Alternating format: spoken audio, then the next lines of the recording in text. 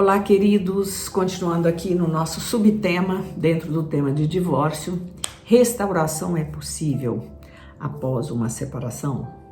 É possível, é bem possível, né?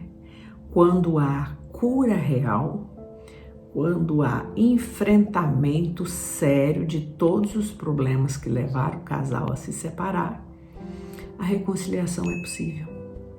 Eu já presenciei algumas e foi bênção, e o casal continuou junto durante muitos anos, estão juntos até hoje, né? A maioria dos que eu conheço de uma restauração não se separaram mais, estão juntos, tá? Então é possível, né? Só que um divórcio, ele teve lá os seus motivos e teve lá suas feridas. E tem pessoas que retornam, mas não mexeram ou não curaram as feridas e não resolveram os problemas. Aí a tendência é separar de novo. Mas quando você encara mesmo e muda e mexe nas situações que estão... O casal, ele tem que ter, assim, coragem, abertura, liberdade para entrar em todas as questões que estão atrapalhando o casamento. Se tem uma área, eu sempre pergunto isso para os casais que estão restaurando, tem alguma área que ainda está instável ou não está bem e que vocês têm medo de falar, têm medo de mexer nisso aí? Isso gera uma insegurança e isso pode gerar um problema lá na frente. Então, se todas as áreas que antes foram conflituosas, elas foram trabalhadas, foram restauradas, o que tinha que perdoar foi perdoado, é possível, e às vezes a reconciliação após uma separação dá muito certo. E aqui eu estou falando de separação, não aquela separação que a pessoa vai, fica um mês fora e volta. Não, estou falando de separação mesmo. Já vi casais com separação definitiva, entende? E até divorciados que retomaram o casamento depois de alguns anos. Então, o Deus que nós conhecemos, ele é um Deus de laços, de união e de restauração.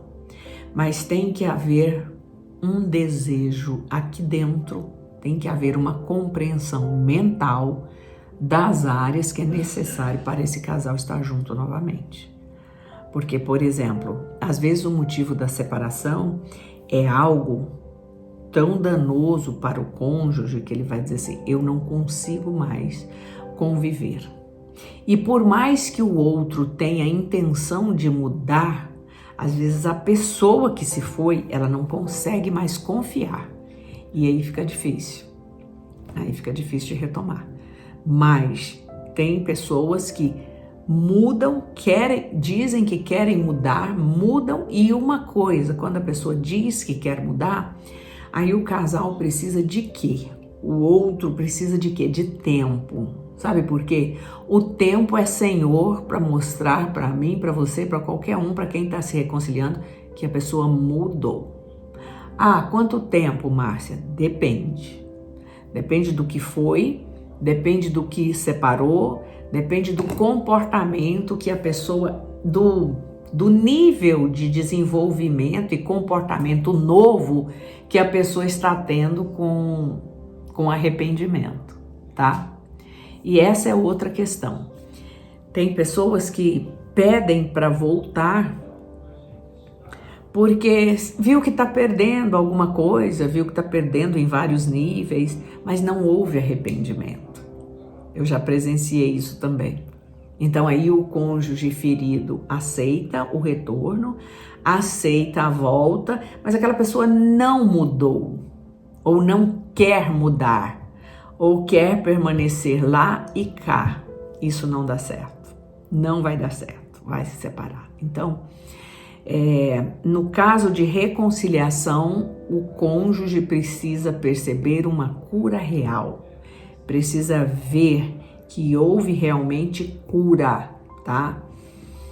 Que não tem nada ali que vai novamente abrir a porta para uma outra separação, ou a segunda separação, tá? Então, isso é possível? É possível. mas tem que haver esse espaço. Se não for desta forma, fica bem difícil, fica bem complicado e vai voltar a se separar novamente, tá? Então, enfrente o problema, tá? E tem pessoas que vê o quanto que ele perdeu depois que se separou. Parece que enquanto não se separa, a pessoa não cai na real, ou não percebe o valor que o outro tinha, não percebe como as coisas de link que eles tinham em comum. Então, isso acontece. Às vezes tem uma coisa que veda, a pessoa não está enxergando, né? E hoje nós convivemos muito com as personalidades narcísicas, são pessoas muito egoístas, orgulhosas. Às vezes não é um narcisista maligno, um narcisista com todas aquelas características, mas tem traços, né?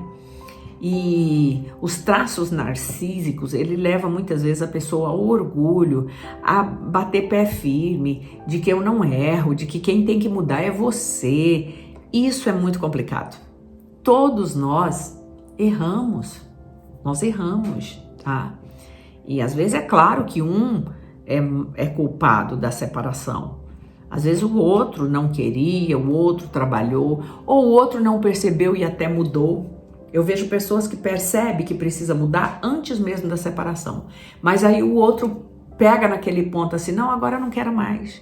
Não, agora não, para mim não dá mais. Mas é um tipo de orgulho também, porque antes ele havia dito que se houvesse mudança, ele queria reatar ou queria permanecer no casamento. Mas mesmo com a mudança do outro, ele acaba dizendo que não quer mais. Então, são vertentes assim, números que faz com que os casamentos se separem, os casais se separem, mas também tem muitas coisas boas que fazem com que os casais retornem e que vejam e que invistam e que fiquem juntos. Eu já vi casais que ficaram juntos a priori por causa dos filhos, mas nesse ficar por causa dos filhos trabalharam a relação. Mas eu já presenciei também casais que permaneceram casados por causa dos filhos com aquela proposta assim, ou com aquele pensamento assim, quando fulano fizer determinada idade, eu vou embora. E isso acontece também, já vi casais assim. Os filhos cresceram, tanto é que existe um índice, isso é até comprovado por pesquisas, eu não sei a quantidade agora exata, mas outro dia eu estava vendo, depois de uma determinada idade dos filhos, muitos casais se separam. Então, o que estavam segurando ali eram os filhos mais novos. Quando os filhos definem para a vida, ou já estão sendo dono de si, já estão fazendo suas faculdades, ou já estão com a vida mais ou menos arranjada, o casal se separa. Entende? Então, isso também são vertentes do divórcio, que não é coisa fácil, né? E eu acho que é muito triste um casal se separar depois dos filhos já grandes, já casados, né? É muito triste, porque é quando eu tô nessa fase agora, sem filhos, né? Todos se casaram, sem filhos em casa, né? E todos se casaram, então é uma fase muito boa. A gente tem muita coisa para fazer junto, né? A gente tem muita coisa para resolver juntos, né? Saber curtir, né? A casa vazia também é bom, né? Para quem não estava fusionado com o filho, graças a Deus eu nunca fui fusionada com os meus filhos, né? Eu sabia que cada um deles iam seguir a vida, então isso é bênção, um tempo muito bom. Não tem aqui em casa a síndrome do ninho vazio, não, o ninho não está vazio. O ninho está preenchido com aquilo que nós gostamos, com aquilo que temos em comum, com aquilo que gostamos de fazer juntos, né? E até dentro da própria individualidade mesmo. Então, eu desejo isso para sua casa, desejo que o Senhor te abençoe, que a sua vida seja guardada pelo Senhor, que seu casamento seja preservado e que você aprenda a cuidar desse lar, porque ele tem valor diante de Deus. E nós vamos prestar contas também daquilo que não fizermos, tá? Tem coisas que não é prestar conta, tem coisa que é fatalidade, o outro lado não quis, mas tem coisa que nós temos que prestar contas diante de Deus. Então, que Deus abençoe sua vida, seu casamento e sua família. Curta esse vídeo, compartilhe com alguém, comente, tá? Deus te abençoe. Um abraço.